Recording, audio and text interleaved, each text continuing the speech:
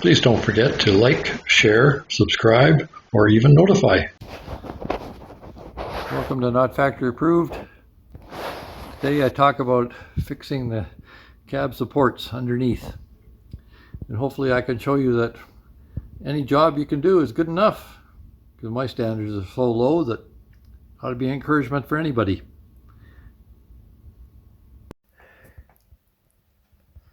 Here I am starting to work on the back of the cab. This is reinforcement for the cab body, and it's rotten. Not terrible, but it's rotten. So I started cutting out some of it. There's some spot welds there to get rid of. Here, one, another one there, another one there, and then up in this section there's some more. I'll leave what I can, the original, right there. I don't really want to do that seam if I don't have to, along there. But the problem is cutting that because it's too tight for anything I've got at the moment.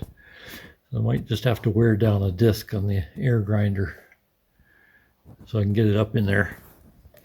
But one thing that surprised me is that the cab does not necessarily rest on top of this. This is the floor right here. I thought it was a double layer, but it's not, it's single layered. So the carpet is right here.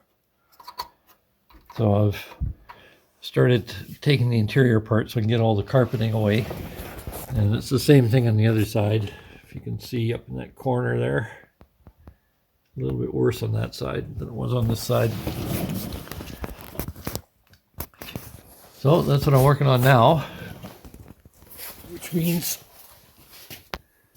I have to lift out the rear seat, which I've loosened it, pull up the carpet, and down in here, you can see where the floor is open. I gotta make that all clear. I gotta get rid of this panel here, strip all this stuff out again, so I can do that part. Which means I'm probably gonna have to undo the seat belt, these panels around the window, and I don't have to take off that back panel, but I have to take off the corner panels. So progress, disassembly. It's regression, I know, but it's really progress, honest. I know that looks pretty rough there, but I don't think it's as bad as it appears at first sight.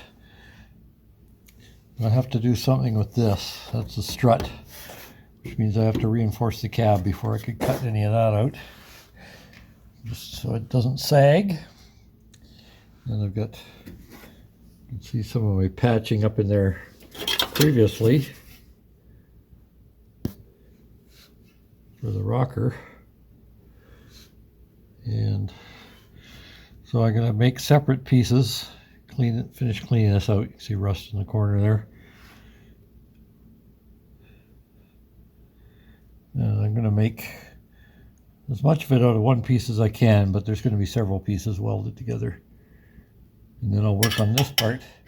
This is the worst side.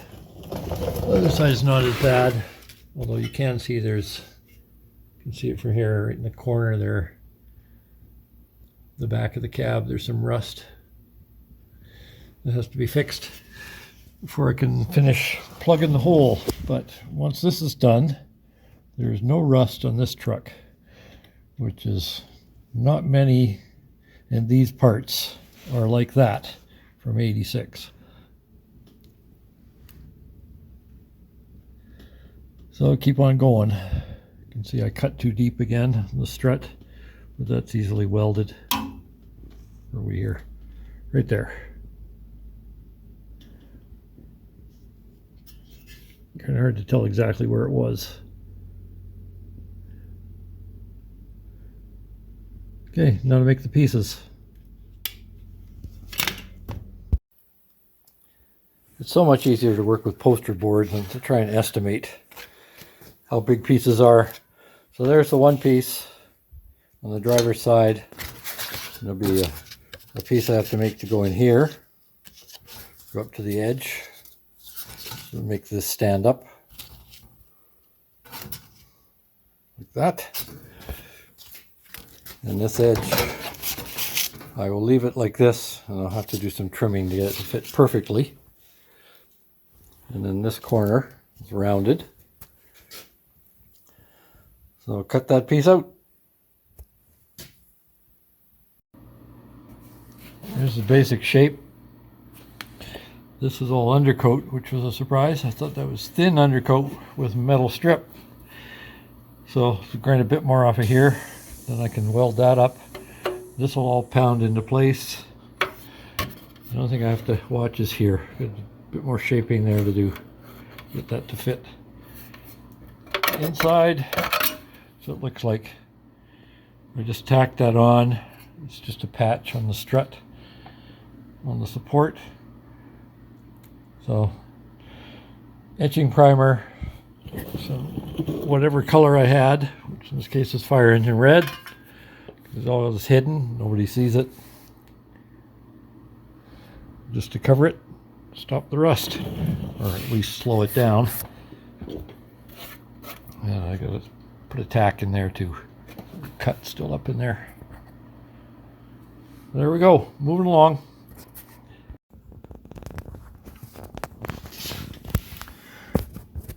Okay, there you see my very rough welding. And everything's in place, rounded off a little bit. If it's not needed, I try not to grind it off flat, because I end up, my skill level, I end up with thin metal. So I've had my welds break before because I just grind off a little too much. So I'm leaving them thick, and just I'll put another coat of undercoat on there, cover things up a bit more, try and make it so that water can't collect. As you can see, it's all up in there, it's all welded.